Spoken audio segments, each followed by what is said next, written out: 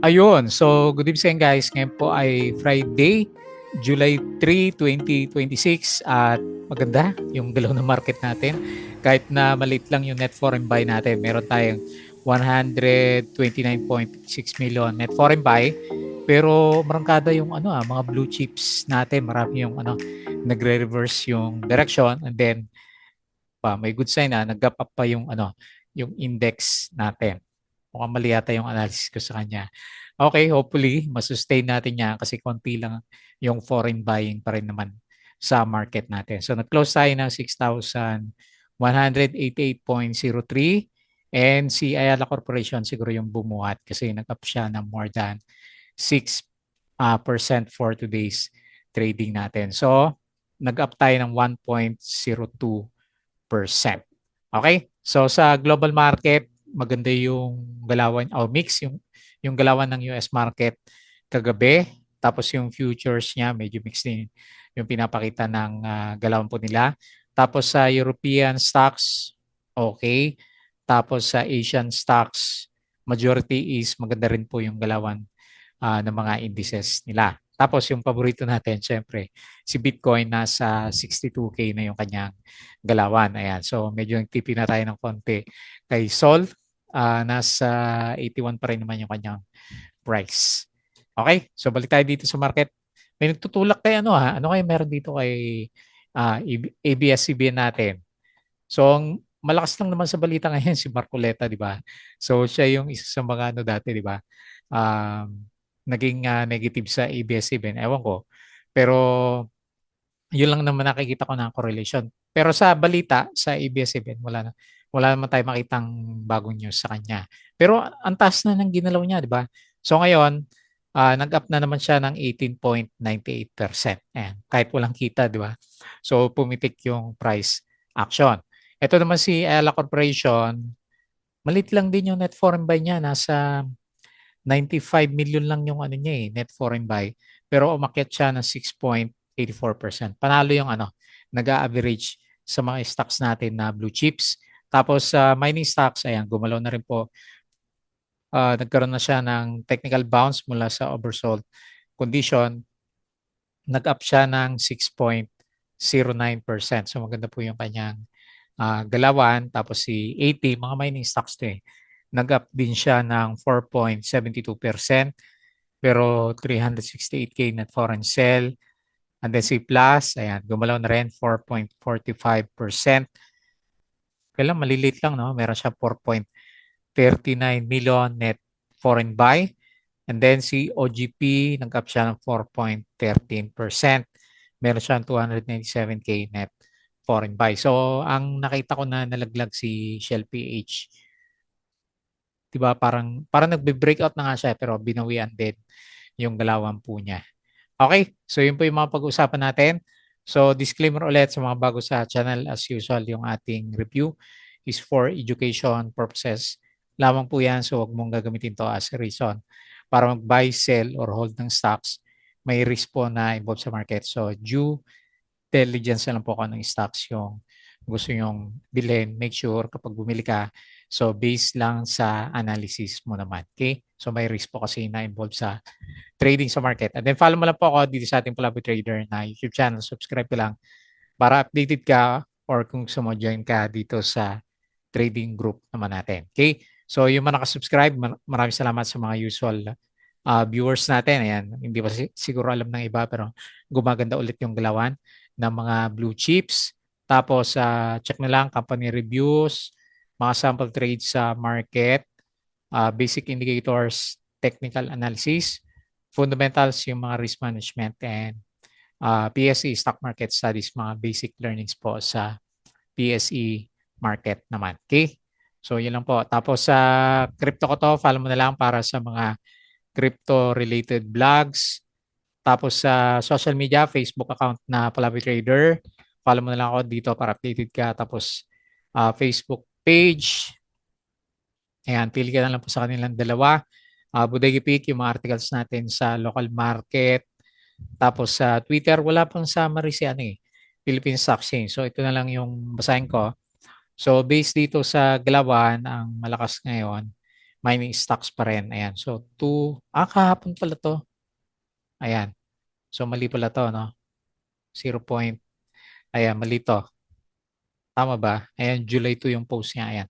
So, wala pa yung pinaka-summary ng index. Hindi ko kasi makita si Philippine Stock Exchange. So, basahin ko na lang po yung mga nandito o baka meron dito sina DA Market Securities. Wala din, no? Puro picture yung nilalagay niya dito. Dito kaya outsmarting markets. Saan dito yung summary? 8 hours ago pa ito eh. Walang summary yung market. Okay, so yun na lang muna. So, okay, so net foreign buy tayo kanina. May post. Ito is first up lang to ng market natin eh, alas 12. Anyway, tignan na lang natin. Ang laki pala ng 4.2% yung galawan ng dito sa mining stocks. Tama ba to? Lakas ng sipa ng mining stocks natin. Ito yung first up ng trading natin. Okay? So hindi natin nakita yung pinaka-summary. Megawide raises 4.5 billion from renewable energy stake sale to GSIS, ACEN through its wind energy projects in Ilocos Norte, partner with a leading community bank. PH Telcos put rivalry aside as PLDT dito strike landmark network sharing deal. Ayan, so meron silang network sharing. AUB.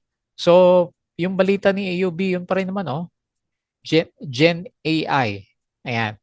So, malamang yan yung pinaka-reason niya bakit umakyat po yung kanyang price action. Okay? So, RCBC joins BPI in cutting InstaPay fees. Hotel 101 Bangkok from Double Dragon. Ito yung kahapon din. Tapos, ano ba to? Gold-related stocks follow volume higher after weak US jobs data. Yan. So, mukhang pumitig din kasi yung gold price. Ayan, nag-up siya ng 1.63% kanina umaga to. Oo, umaga to. Okay. So Converge has partnered with the Information Technology and Business Process Association of the Philippines. Ito yun ng umaga. Mining stocks talaga yung malakas. So 4.61%. Wala pa kasi yung summary. Okay. Tapos sa galawan sa US market mix. So nag-drop si Nasdaq ng negative 0.8% tapos up si Dow Jones ng 1.14%. Maynila has secured 2 billion loan from CTBC Bank. Okay, tapos Converge. Nag-bounce na to, di ba? Pero para sila ni Manila Water. Converge partner with the IT and Business Process Association of the Philippines. Tapos yung mga balita sa global market. Okay, so baka ito yung cost ng drop ni Shell. So nagda-drop din kasi yung Brent crude. $70 na lang siya per barrel. So BSP issues reporting roles. Okay. So yun yung pinaka major news sa global market. Okay? So yun po yung mga balita natin. So patalasas ulit yung Patreon, yung mga gusto ng guide sa trading sa Philippine markets. Sali lang po kayo dito sa Patreon channel naman natin. Okay? So check mo na lang yan. So punta tayo dito sa galawan ng index. Ma-breakout. So 'di ba nilalagay ko lang sa kanya may trading range lang, 'di ba? So medyo bearish pa nga ako sa kanya. So ngayon, medyo less probability ng close the gap. May gap kasi tayo maliit dito. So taas natin yung support dito sa 6,000 level and then tignan natin kung mag-close the gap tayo. Ito naman yung gap na pwede nating i-close. Yan. 6,300 siguro, no? Yan, 6,300. Okay. So gumaganda yung galaw ng ibang blue chips kahit na wala naman masyadong buying pa yung mga foreigners. So nag-close tayo ng 6,188. Tapos meron tayong 1.02% na gain and then 129 million net foreign buy. Maliit lang. So hopefully masundan yan by next week. Sa Ayala Corporation yung pumila. Okay. So, ang lakas kasi ng galaw. So, punta tayo sa mga winners. ABS-CBN. Ang laki na. Ang taas na ang ginalaw na itong si ABS-CBN. Mula dito sa breakout. Yan mantakin mo, 62% 1 week. Si ABS-CBN, di ba? Okay, bawi na sa import natin dyan pag naka 60% tayo. Tapos nag-close siya ng 18.98%. Malamang merong balita to na hindi pa natin masyadong nalalaman kaya nagre-react si ABS-CBN. Ayun, oversold na. Overbought. Tapos ang next, so big caps na. APX. Si Ayala pala. Ayala muna. So, ang laki. Ang ganda ng galaw niya, no? So, kung nag-average ka, panalo. So, 6.84%. Tapos, APX Mining, nag-gap up, 6%. Puro mining yan, no? Mark or si LC, hindi ko nakita. PX, so 4.65, 80, 4.72, plus, ang late ng kandila. So, 4.45%. OGP, and puro gap up, 4.13%. At saka si nickel, ayan, malakas nga yung mining. So, nag-bottom na yung mga minero natin. Hopefully, yan na yung reversal ng markets po natin. Okay? So, good sign, mga blue chips naman yung gumagalaw. Sa losers, ang malakas dito, Shell PH. So, binawi yung kahapon. Negative 4.67%. Tsaka yung may volume na lang Jollibee nag-pullback. So, 2.02%. Pero panalo pa rin naman siya. Kasi malakas yung galaw niya kahapon naman. Okay po. So, yun po yung mga galawan. Silip tayo dito sa global market. So, mix yung pinapakita ng global markets natin. So, based dito sa galawan, S&P 500, 0%, 0.01, or rather 0. Dow Jones, 1.14. Pero si Nasdaq, negative 0.8%.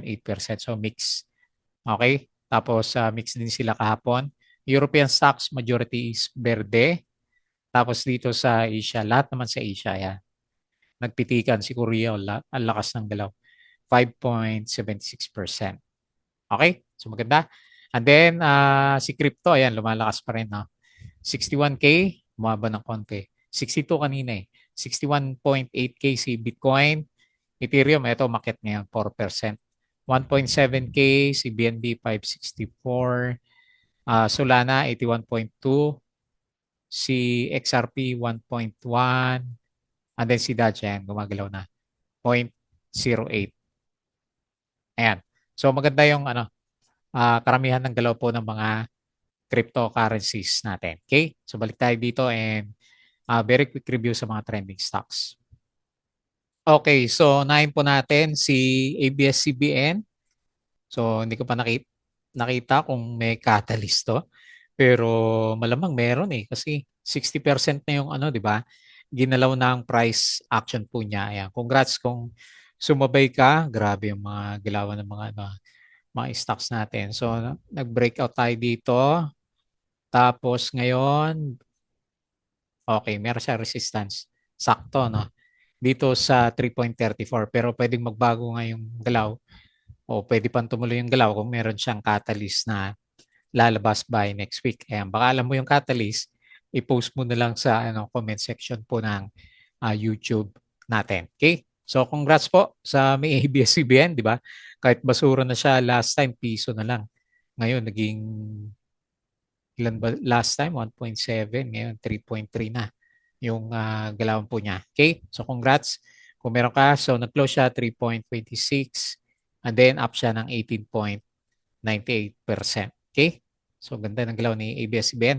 Next, si Ayala Corporation, panalo din yung mahilig sa cost averaging, di ba? Kahit lubog na, bili pa rin ng bili. Ayan, so nag-double bottom siya dito. And then ngayon, currently, malapit na siya sa 497 na resistance area naman natin sa kanya. Okay? So nag-close siya 480. Good sign, no? Para sa mga blue chips. Pabalik na naman siya. So 6.84% up and kaya lang 95 million lang yung net foreign buy. So masustain kaya niya yung yung galawan niya. So meron siyang upcoming dividends na 1%. And hindi pa naman siya overbought, 69.38 yung RSI, pero malamang next week overbought na to si Ayala Corporation natin. Okay? So silip-silip na tayo ng ibang blue chips na lubog pa rin hanggang sa ngayon. Okay? Next, si APX.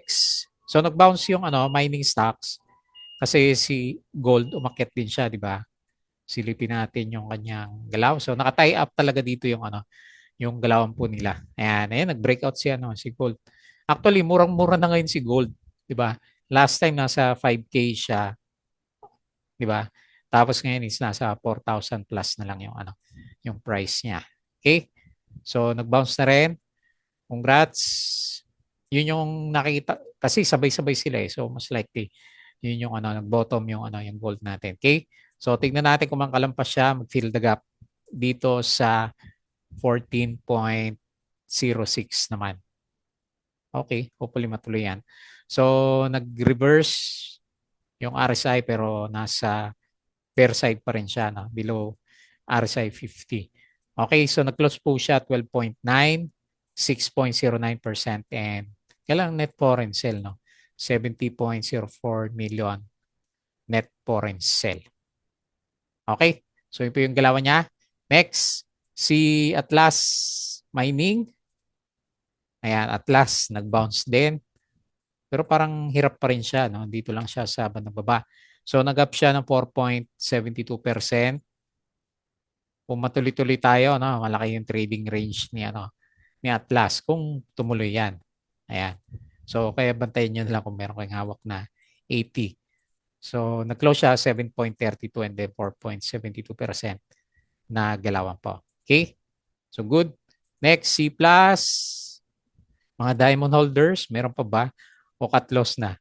Kasi lubog na yung price action niya. So may temporary bottom dito sa 10.7 pero pangit pa rin yung galaw niya. So may range lang siya dito na maliit. So ito yung susundan niya.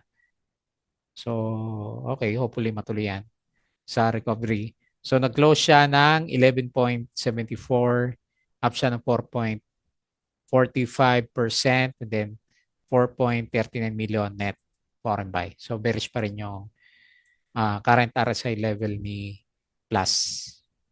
Okay? And then lastly, si OGP. Nag-bounce na rin siya. Puro gap up, no? Gap up, gap down yung galawan ng mga ng mga mining stocks natin. Okay? So nasa MA100 yung pinaka resistance naman niya. So nag-bounce yung RSI pero yung buong itsura niya sumampa ng konti pero buong itsura niya is bearish pa rin naman. Okay. Kaya kailan kayo makakasurvive itong mga mining stocks ulit natin. So nag-close siya na 32.8 up na 4.13% and then 297K net foreign buy. Okay? So yun po yung mga galawan natin for this week. Maganda yung pabahon ni PSE market. Hopefully tuloy-tuloy yan for next week's trading natin para bumalik na yung mga viewers po ng market natin. Okay po, so yun lang muna bago tayo close. Please don't forget to subscribe ulit dito sa ating Palaboy Trader na YouTube channel. Join ka sa group kung gusto mo ng guide. Tapos sa Crypto Ko To, follow mo na lang Facebook account, Facebook page, Bodega Peak, Twitter, and Patreon sa mga gusto ng guide. Sali lang po kayo dito. Okay, so yun lang. Maraming salamat. Happy weekends po.